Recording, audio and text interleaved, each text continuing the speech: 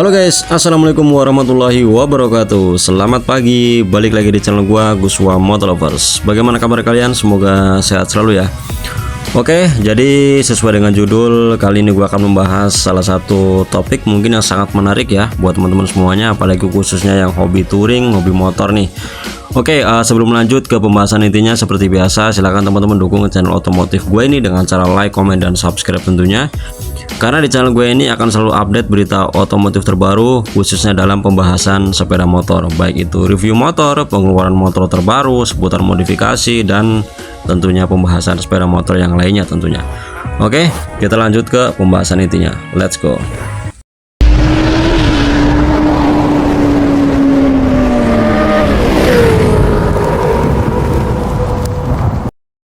Oke guys, kita lanjut ke pembahasan intinya. Jadi sesuai dengan judul, kali ini pembahasannya ialah enakan matic atau kopling untuk touring ataupun perjalanan jauh. Oke, jadi sesuai dengan pengalaman gue pribadi ya, dari beberapa motor yang udah pernah gue pakai. Jadi kalau untuk perjalanan jauh, nah jadi ini bisa jadi rekomendasi buat teman-teman semuanya ya.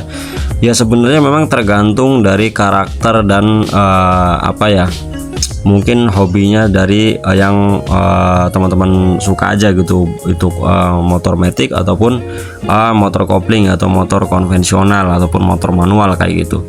Kalau gua pribadi sih lebih ke motor kopling kalau untuk perjalanan jauh. Kenapa? Karena memang kalau untuk kategori kenyamanan, memang untuk nyaman motor matic ya, karena memang ya satu, kita nggak pegel gitu ya, kita nggak harus main kopling, kita nggak harus main gigi atau ngoper gigi gitu ya. Artinya ya udah gitu, tinggal main gas rem aja kayak gitu. Cuman kalau untuk lebih ke apa ya, mungkin untuk dari segi tenaga ataupun untuk manuver di jalanan itu memang lebih enak pakai kopling, karena kalau kopling itu bisa apa ya, artinya meskipun misal contohnya cc-nya sama ya, misal sama-sama 150 cc misalkan nih.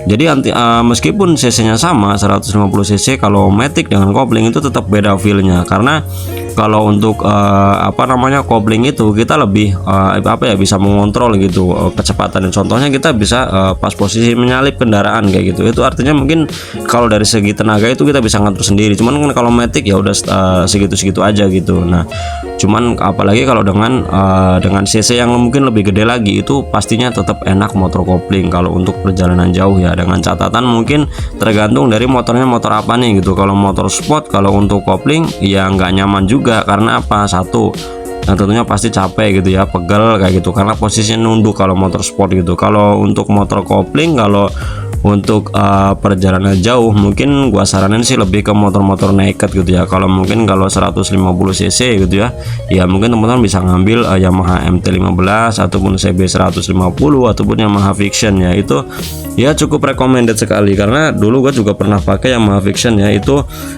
yang pertama, yang satu tentunya irit, itu irit banget. Itu pengalaman gue pribadi ya, dari Tangerang ke Lampung itu untuk pengisian full tank itu pakai Pertamax hanya hampir 90 ribuan saja. Itu pun dengan isi BBM itu ketika pas sampai rumah itu masih banyak gitu ya. Itu kalau nggak salah sekitar 450 kiloan lah kalau mengukur kilometernya itu di tangki BBM-nya gitu ya. Itu masih banyak. Kalau nggak salah untuk speedometer Yamaha Vision itu, untuk Visionnya kalau nggak salah ada 12 bar.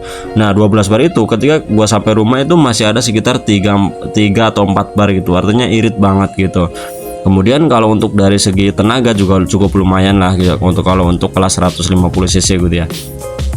Itu kalau saran gue sih, kalau mungkin touringnya jarak-jarak dekat, mungkin kalau pakai sport masih oke lah kayak gitu. Cuman kalau untuk perjalanan yang lebih jauh lagi kayak gitu ya, mungkin teman-teman yang lebih enaknya lagi sih pakai motor naked. Karena yang pertama tentunya posisi ridingnya gitu ya. Yang pertama kita nggak nunduk, kemudian apa namanya, tegak gitu ya. Artinya posisi badan kita tuh lebih nyaman lagi gitu kalau pakai motor naked gitu, ketimbang pakai motor sport. Kalau motor sport yang jelas sudah pasti capek, udah mah kita main kopling gitu ya, kemudian ngoper gigi, terus posisi badan kita nunduk, artinya pasti kan lebih pegal ke bagian tangan gitu ya. Kalau motor naked kan enggak, itu artinya kita posisinya tegak kayak gitu, terus kelihatan lebih garang aja kayak gitu ya. Apalagi motor-motor dengan cc yang lebih besar lagi kayak gitu. Nah kalau untuk motor matic sih mungkin yang pertama ya yang jelas tentunya nyaman ya, nyaman banget malah, karena ya udah kita tinggal main gas rem aja kayak gitu, nggak harus ngoper gigi, nggak harus main kopling kayak gitu. Cuman kalau untuk gua pribadi ya, kalau untuk jauh gitu ya itu ya kurang aja gitu. Karena apa, yang satu kita nggak ada sensasinya kayak gitu, artinya nggak ada kita harus main kopling, main gimana gigi, jadi lebih bawahnya ngantuk gitu ya kalau untuk perjalanan jauh gitu ya. Karena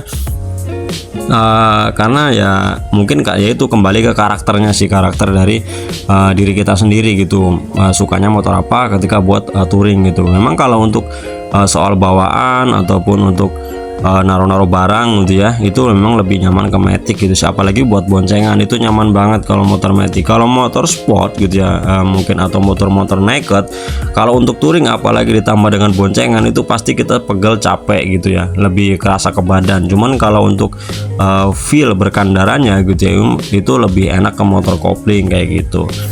Ya mungkin kalau Matic 150cc ya masih oke lah, mungkin teman-teman bisa ngambil Yamaha NMAX, Yamaha Aerox ataupun Vario 160 atau PX 160 itu kalau untuk kelas 150cc itu masih nyaman kalau untuk perjalanan jauh kayak gitu. Ya memang ada yang lebih gede lagi dari beberapa Matic ya, Big Matic itu mungkin di atas 250cc up.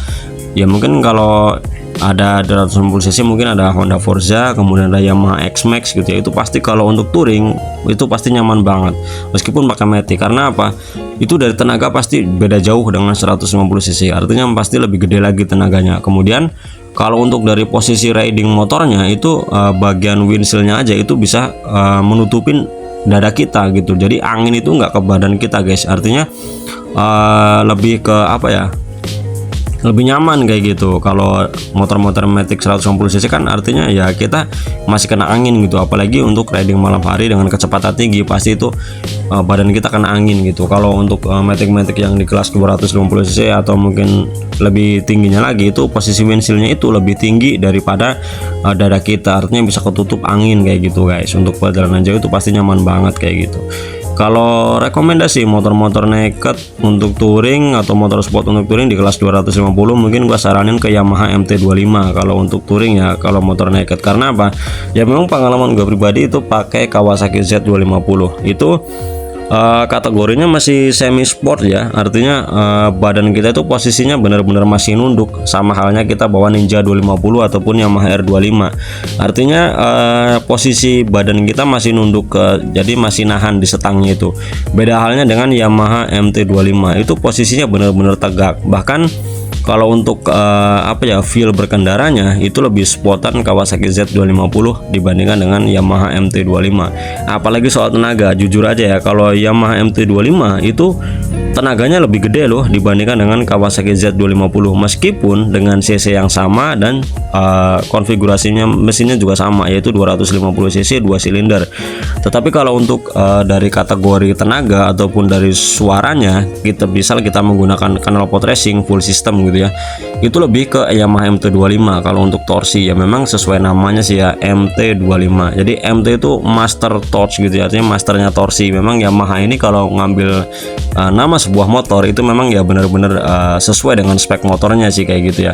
Kalau Kawasaki Z itu lebih ke moge look ya, artinya memang bodinya itu bongsor kayak gitu, kemudian ada halo fairingnya kayak gitu. Kalau Yamaha MT25 itu benar-benar menampakkan sosok mesinnya, itu memang benar-benar real motor naked yang memang harusnya seperti itu, artinya hanya memakai short untuk bagian belakang, bagian bawah mesinnya saja, kemudian untuk bagian mesinnya itu benar-benar padat jadi kelihatan semua kayak gitu ya.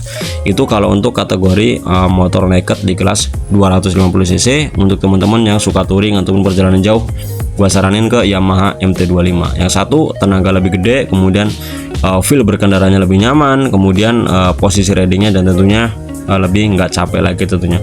Kalau untuk di kelas sportnya sih gua saranin lebih ke Ninja 250. Karena apa? Daripada CBR 250 RR ataupun Yamaha R25 new dan juga Ninja 250 yang new, itu memang lebih nyaman ke Ninja gitu ya. Artinya biasa sama dia, mereka itu Ninja itu lebih ke sport touring ya, jadi masih ada semi motor nakednya gitu, karena posisi stangnya itu bukan underyoke, artinya dia masih posisi stang itu masih tegak gitu ya, seperti Yamaha R25 itu juga bukan underyoke stangnya. Kalau CBR 250 RR itu posisi stangnya itu underyoke guys, artinya di bawah upside down, itu pasti kalau untuk perjalanan jauh kerasa banget di badan kita ya. Memang kalau untuk dari kategori tenaga, teknologi itu pasti jauh kemana-mana dibandingkan dengan Ninja 250 dan juga Yamaha R25. Lebih menang ke Honda CBR 250 RR.